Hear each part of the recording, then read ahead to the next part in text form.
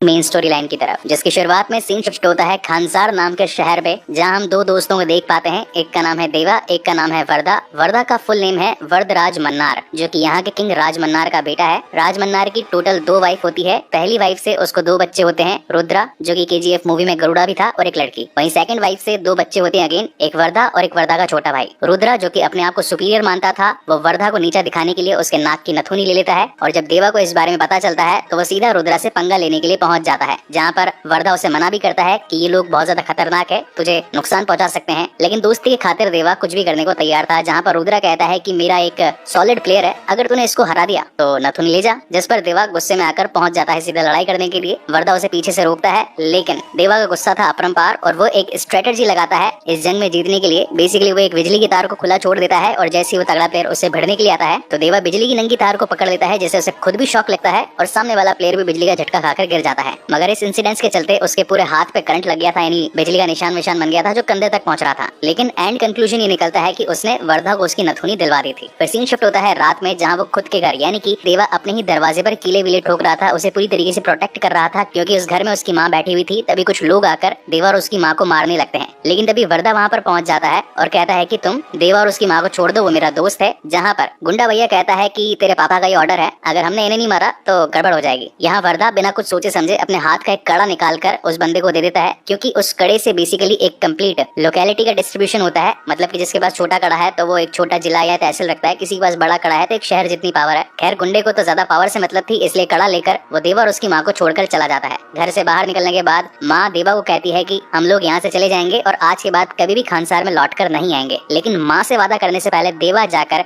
वर्दा से वादा करता है कि आज तूने मेरे लिए जो किया, मैं हमेशा तेरे लिए शुक्रगुजार हूँ, तेरे लिए शिकार भी बनूंगा और शिकार भी करूंगा, जब भी तू बुलाएगा दौड़ा चलाऊंगा। और वर्दा खुद भी कह देता है कि हाँ भाई अब तुम्हारी जान को यहाँ पर खतरा है, तो अभी तुम निकल जाओ। लेकिन जाने के साथ साथ वो उसे एक नाम भी दे देता है, जो कि होता है सलार। जिसके बाद सीन शिफ्ट होता है प्रेजेंट टाइम में, और यहाँ हम देख पाते हैं एक बहुत बड़े बिजनेसमैन को, जो कि खानसार के दुश्मनों से बचकर अब इंडिया के बाहर रह रहा होता है। लेकिन उसकी बेटी इंडिया चली जाती है। अब जो सारे दुश्मन उस बिजनेसमैन का वेट कर रहे थे वो नहीं मिला, उसकी बेटी मिल गई तो बल्ले बल्ले। अब जहाँ एक तरफ सारे दुश्मन बेटी को ढूंढने में लगे थे, वहीं उसके पिताजी इंडिया में अपने कॉन्टेक्ट्स को यूज करते हैं और बताते हैं कि मुझसे गलती हो गई, मेरी बेटी इंडिया पहुंच गई है, दुश्मन यानी कि खानसार के लोग उसे पकड़कर चीर फाड़ देंगे, मैं चाहता हूँ कि तुम उससे बुला लो, वही उसकी मदद कर सकता है। अब पूरी पिक्चर में उससे बुला लो, वही है जो सबकी मदद कर सकता है, वही है जो हर किसी को धो सकता है। यानी कि ऑलमोस्ट 2 घंटा यहाँ पर देवा के बारे में वो उसे यही बातें चल रही होती है। तो मैं यही 2 शब्द काटूंगा, यानी कि वो और उसे, और ये वीडियो छोटा बन जाएगा। खैर मजाक कर रहा हूँ। इंडिया में जो बिजनेसमैन का दोस्त होता है वो बताता है कि श्रुति हसन की अब रक्षा खाली एक ही शख्स कर सकती है, और वो है अम्मा। अम्मा बोले तो देवा की मम्मा, लेकिन इसके लिए श्रुति को झूठ बोलना पड़ेगा कि मैं एक इंग्लिश टीचर हूँ। इस प्लेस का नाम होता है तिनसुकिया, जहाँ पर सलार की mummy being a Hindi teacher बच्चों को पढ़ाने का काम करती थी, बहुत ही ज्यादा स्ट्रिक्ट होती है। और श्रुति को ये झूठ बोलना था कि मैं इंग्लिश टीचर बनकर गांव के बच्चों को अच्छी एजुकेशन देना चाहती हूँ, तो मुझे आपके अंडर जॉब वगैरह दिलवा दो, मैं बच्चों को पढ़ा दूंगी। आंटी जी मना कर देती है कि तू नहीं टिक पाएगी, बच्चे बहुत हरामी है। लेकिन श्रुति कहती है कि आजमा कर तो देख लो, 3-4 दिन में अगर नहीं बने तो मेरे को भगा देना। और बेसिकली उसे 3-4 दिनों का वक्त ही चाहिए था, ताकि सलार भाई साहब जो भी श्रुति के पीछे पड़े उसे पेल कर रख दे। अब जहाँ एक तरफ वो रोज स्कूल जाकर बच्चों को पढ़ाने लगती है, वहीं दूसरी तरफ सलार भैया जाकर खानसार के दुश्मनों को ठिकाने लगाते रहते हैं। लेकिन इस बीच उनकी मम्मी का पॉजिटिवनेस भी दिखाया जाता है, जहाँ एक तरफ उनका यह मानना था कि मेरा बेटा शाम को 6 बजे से पहले घर आ जाना चाहिए, और ऊपर से कोई बड़ा हथियार तो क्या, प्लास्टिक का चक्कू भी उसके हाथ में नहीं होना चाहिए, क्योंकि उसे नुकसान पहुंच सकता है। मतलब कि हर तरीके से वो अपने बेटे देवा को प्रोटेक्ट करना चाहती है। इसी बीच एक फॉरेनर जो कि इलीगल माल इंडिया में सप्लाई करना चाहता था, लेकिन हर जगह पुलिस मीडिया इन सब का डर था उसे, तो वो अपने किसी कॉन्टैक्ट को बुलाता है और कहता है कि भैया माल की सप्लाई वगैरह करवा दे, एक बड़ा हिस्सा तुझे दूंगा। अब ये भी जो गैंगस्टर होता है, ये भी अच्छा खासा नामी गिरामी गैंगस्टर होता है, तो ये यहाँ पर खानसार की सील इसके माल पर लगवा देता है। अब ये जो सील है ये पूरे राज्य तो क्या, स्टेट तो क्या, डिस्ट्रिक्ट तो क्या, पूरे के पूरे भारत देश में चलती है।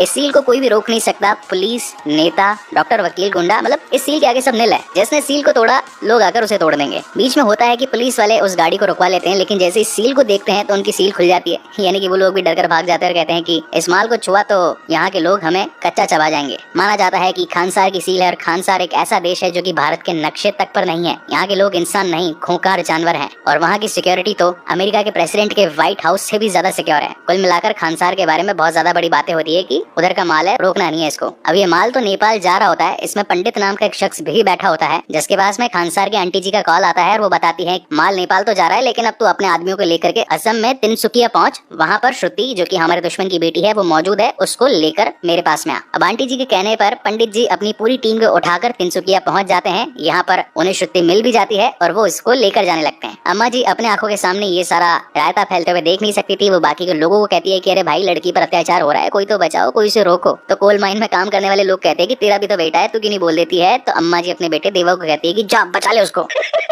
और फिर आते हैं देवा भैया, जिसकी पूरी पिक्चर में वो आएगा, उसके आने से ये हो जाएगा। तो वो पर्सन यानी कि देवा जी आ जाते हैं एंड देन बहुत सारी मार कुटाई, धुलाई पिटाई ठुकाई, बोले तो सारे गुंडों का सर्वनाश। मगर अब ये बात खानसार तक भी पहुंच जाती है कि हमारा माल तिनसुकिया में रोका गया है। सील को रोकना यानी कि मौत को दावत देना। तो वर्धा जी मतलब जो शुरू के स्टार्टिंग में नथुनी के लिए लड़वा रहे थे, वो कहते हैं कि इस पूरी इंडिया में एक ही शख्स है जो सील को रोक सकता है और वो होगा देवा। और खानसार के नियमों के हिसाब से जिसने सील को रोका वो मरेगा, यानी कि अब देवा मरेगा। मीनवाइल कहानी में ये भी पता चलता है कि जिसने सील बनाई वो खुद भी है सलार, यानी कि देवा ने ही ये सील बनाई थी। खैर अब श्रुति जी की जान तो बच चुकी होती है और अब उसे सेफ रखवाने के लिए देवा अपने खास आदमी यानी कि जो शुरू वाला गैंगस्टर आदमी था उसे बोलकर श्रुति को दूर कहीं भिजवाने लगता है और अब जंग छेड़ने वाला होता है वर्धा के खिलाफ। मीनवाइल रास्ते में जाते जाते श्रुति जी गैंगस्टर से पूछती है कि आखिर सलार कौन है, इसकी मम्मी कहाँ से आई है, ये स्कूल चलाने का क्या फायदा है, वो रेंज पाना स्क्रू ड्राइवर चलाने वाला इंसान गन वगैरह कैसे इतनी चला रहा है, उसके नाम की सील क्यों है। मतलब ऑलमोस्ट 50-60 क्वेश्चन उसको पूछ लेती है। तो उस बेचारे को एक पूरी स्टोरी सुनानी पड़ती है। वही स्टोरी हम भी आपको सुनाएंगे लेकिन क्रिस्प एंड क्लियर। तो बात है आज से हजारों साल पहले की, यानी कि उसमें राम युग, कृष्ण युग, महाभारत युग, ये सब आ गए। तेनालीराम, अकबर, बीरबल सब घुस गए इसमें। तो उन दिनों लूटपाट का बड़ा चलन था जिसमें 3 कबीले शामिल होते हैं। इनका नाम होता है शौर्यांग, मन्नार और गनियार। 1000 साल तक इन्होंने निर्विरोध बोले तो बिना लड़े खुद से इंटरनली दूसरे लोगों से लड़ भिड़ कर पैसा वैसा खूब छापा, अपना खुद का एक साम्राज्य बना दिया जिसको कहा जाता है खानसार। हर एक कबीले का एक लीडर होता है। उस टाइम पे मन्नार जी के लीडर होते हैं शिव मन्नार। और जब 1947 में इंडिया पाकिस्तान का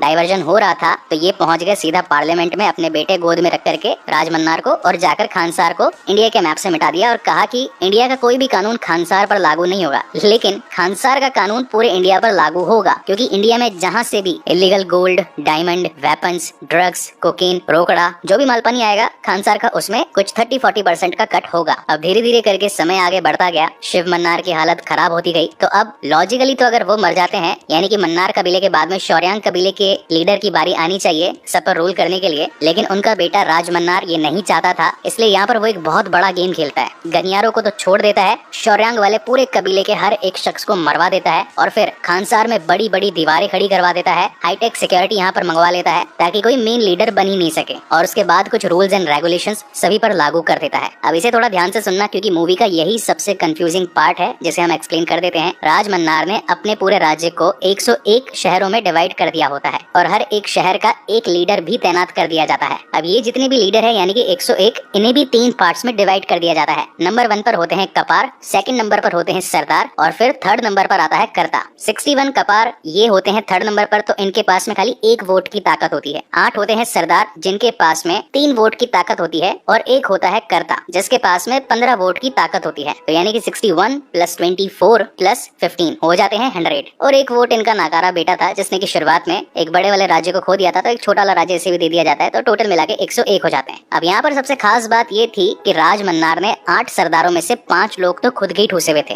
हर एक का नाम, हर एक की कहानी बताऊंगा, बहुत लंबी हो जाएगी स्टोरी। सुनाओ, डायरेक्ट स्टोरी पर वापस आते हैं। इस वक्त कर्ता बोले तो राज मन्नार जिसके पास में 15 वोट्स की ताकत होती है, जो कि फॉर द मोमेंट पूरे खानसार को मैनेज कर रहा होता है। उसके पास में ये इन्फॉर्मेशन आती है कि किसी ने खानसार से एक बहुत बड़े गन्स, ग्रेनेड, इलीगल वेपन का ऑर्डर दिया है यूएस में कहीं तो, और अब वो सारे हथियार बनना शुरू हो चुके हैं। अब ये ऑर्डर किसने दिया इस बात का पता लगवाने के लिए खानसार से हमारे कर्ता जी यानी कि राज मन्नार निकल पड़ते हैं यूएस के लिए। मीनवाइल खुद की गैर हाजिरी में वो अपनी बेटी को यहाँ का कर्ता बनाकर जाते हैं कि भैया तेरे पास टेम्पररी पावर है, थोड़ा बहुत मैनेज कर लेना। लेकिन खानसार में पुराने नियमों के हिसाब से एक निबंधन होता है जिसमें ये बात मौजूद थी कि जो भी पावरफुल है वो अपनी पावर का यूज करके अपना दमखम दिखा करके अच्छी पोस्ट को हासिल कर सकता है, यानी कि कर्ता वगैरह बन सकता है और खानसार उसका हो जाएगा। तो इस पर खूब लड़ाई भिड़ाई होती है। हाँ, एक छोटी सी चीज और, राज मन्नार ने यूएस जाने से पहले अपने बेटे वर्धा मन्नार से ये बात बोली थी कि मैं तुझसे प्यार बहुत करता हूँ, मैंने आज तक तुझे कभी तेरा हक नहीं दिया। मतलब कि एनिमल मूवी से अनिल कपूर जी रणवीर कपूर से कह रहे होते हैं कि यार प्यार तो बहुत किया, लेकिन तुझे याद उसी टाइम किया जब गोली बढ़ी। ओके, सो मजाक नहीं, साइड में मेन स्टोरी पर आते हैं। उनका कहना था कि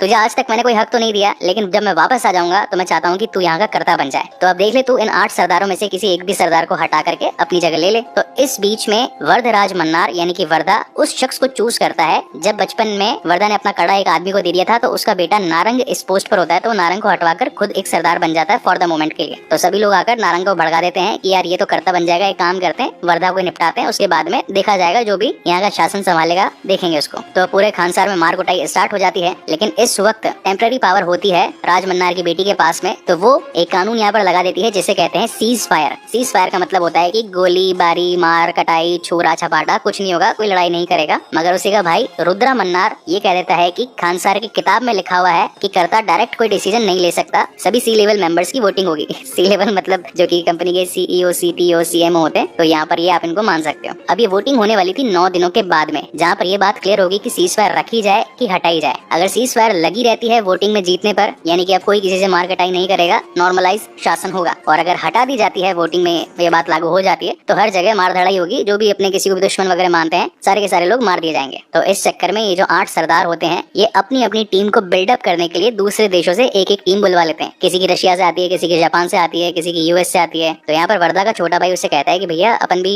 फाइट के इन बिटवीन ही है, अपनी भी कोई आर्मी वगैरह बुलवाओ। तो यहाँ पर वर्धा जी को अपना बचपन का दिया हुआ वादा सलार से याद आता है, और वो एक ही आदमी से मदद मांगने के लिए जाते हैं, यानी कि देवा, और वो इनकी मदद करने के लिए यहाँ पर आ भी जाता है। अब इस बीच कहानी में 3 ऐसे बड़े बड़े इंसिडेंट्स होते हैं जो कि मैं एकदम शॉर्ट में निपटा देता हूँ। पहली बात तो ये कि नारंग अपने बेटे को अब एक नया सरदार बनाना चाहता था। बेटा जो कि हरामी था, हर दिन एक नई लड़की लाना चाहता था, पतंग उड़ाकर लड़की चूज करता था, तो सलार गुस्से में आकर उसे मार देता है। सेकंड बड़ा इंसिडेंस ये होता है कि नारंग जो कि अपने बेटे की मौत का बदला लेने के लिए वर्धा और सलार और उसके दोस्तों को सभी को अपने जेल में ठूस देता है, और 9 दिनों तक ये लोग वहीं पे बंद रहने वाले होते हैं। और थर्ड इंसिडेंस होता है कि बीच बीच में श्रुति अपने गैंगस्टर के साथ में ये स्टोरी पूछती रहती है कि अब उसने क्या किया, बाद में क्या किया, मतलब केजीएफ वाली लाइनअप थोड़ी चल रही होती है। तो खैर, स्टोरी को स्ट्रेच करने के लिए ये तीनों पॉइंट्स स्टोरी में डाले गए थे, लेकिन एक्सप्लेनेशन के हिसाब से ये तीनों जल्दी में ही मैंने निपटा दिए हैं। अब बात करते हैं डायरेक्ट कंक्लूजन पर। 9 दिन हो चुके होते हैं पूरे, और अब तो राज मन्नार भी आ चुके होते हैं यूएस के दौरे से अपने खानसार में, जहां पर इस वक्त वोटिंग चल रही थी 3 टाइप के लोगों के बीच में। नंबर 1 यानी कि कपार, नंबर 2 यानी कि सरदार, और नंबर 3 यानी कि कर्ता। लेकिन 50-50 पॉइंट्स दोनों तरफ हो जाते हैं। 50% लोग बोलते हैं कि भाई हटाओ सीज फायर, और 50% लोग बोलते हैं कि नहीं, लगे हुए रहने दो सीज फायर। अब सारा कुछ वर्धा के लास्ट ओपिनियन पर डिपेंड करता था कि हटाओ या फिर लगाओ। तो वर्धा के पिताजी यानी कि राज मन्नार, जो कि कर्ता होते हैं, जिनके पास में 15 वोट्स की पावर भी होती है, वो ये सोच रहे होते हैं कि वो तो लगी भी रहने देगा सीज फायर, ताकि मार कुटाई नहीं हो, कोई भी उसे जान से ना मारे, और आगे आने वाले वक्त में वही यहाँ का मेन लीडर वगैरह बन जाए। मगर वर्धा जी यहाँ पर कर देते हैं कि सीज फायर को हटाओ। अब उसने ये ऑप्शन क्यों लिया वो हमें इसके सेकंड पार्ट में पता चलेगा। अब यहाँ पर होता क्या है कि हर कोई मार कुटाई पर उतर आता है, जहाँ पर वर्धा और सलार यानी कि देवा, ये दोनों मिलकर ढेर सारे लोगों को, ढेर सारे सरदारों को कूट पाट देते हैं। बहुत सारा खून खराब होता है, ढेर सारी फाइटिंग। लेकिन इस चलती मार कुटाई में यहाँ राज मन्नार को भी कोई शख्स मारने के लिए आता है, जो कि होता है उसका खुद का जवाई, यानी कि पहली वाली बीवी से पैदा हुई बड़ी बेटी का पति। मैं जानता हूँ थोड़ा सा लंबा रिलेशनशिप है, लेकिन हाँ जवाई कह देता हूँ तो समझ जाना। ये भाई साहब बिलोंग करते हैं शौर्यांग कबीले से। आज से जब 30 साल पहले बहुत सारी मार कुटाई हुई थी, तो जब मन्नार कबीले ने पूरे शौर्यांग कबीले को खत्म करने का डिसाइड किया था, तो उन कबीलों वालों ने अपने बच्चों को नीचे गटर में छिपा दिया था, ताकि बच्चों पर कोई हाथ वाथ ना उठा पाए। और गनियारों को इसलिए छोड़ दिया था क्योंकि उन लोगों में एकता कभी नहीं थी। इसका सीधा मतलब साफ है कि अगर एक को चाटा मारोगे तो 10 लोग साइड में यूं ही बैठ जाएंगे कि भैया एकता नहीं है अपने में, क्या ही लड़ेंगे, अपन साइड में बैठ जाते हैं। इसलिए गनियारों को तो छोड़ दिया, और शौर्यांग जो कि हमेशा एकता में रहते थे, तो उन लोगों को मार काट दिया। इसी के साथ सबसे बड़ा प्लॉट ये रिवील होता है कि देवा, जिसे मारने के लिए मन्नार के लोग आए थे, लेकिन वर्धा ने उसे बचा लिया था। तो देवा भी खुद शौर्यांग कबीले के लीडर का बेटा होता है। और जो मैंने शुरुआत में आपको बात बताई थी कि अगर मन्नार कबीले का कोई सरदार या कोई लीडर वगैरह अगर अपने पोस्ट से हट जाता है, मर जाता है, तो सेकंड नंबर पर बारी आनी थी शौर्यांग कबीले के किसी इंसान की। तो पिताजी तो थे नहीं, तो एट द एंड बचता है देवा। और इसी तगड़े सस्पेंस के साथ ये वाला फर्स्ट पार्ट यानी कि सलार द सीज फायर खत्म होता है। अब यहाँ से बाकी की जो स्टोरी है वो इसके सेकंड चैप्टर में रिवील होगी, जिसका नाम है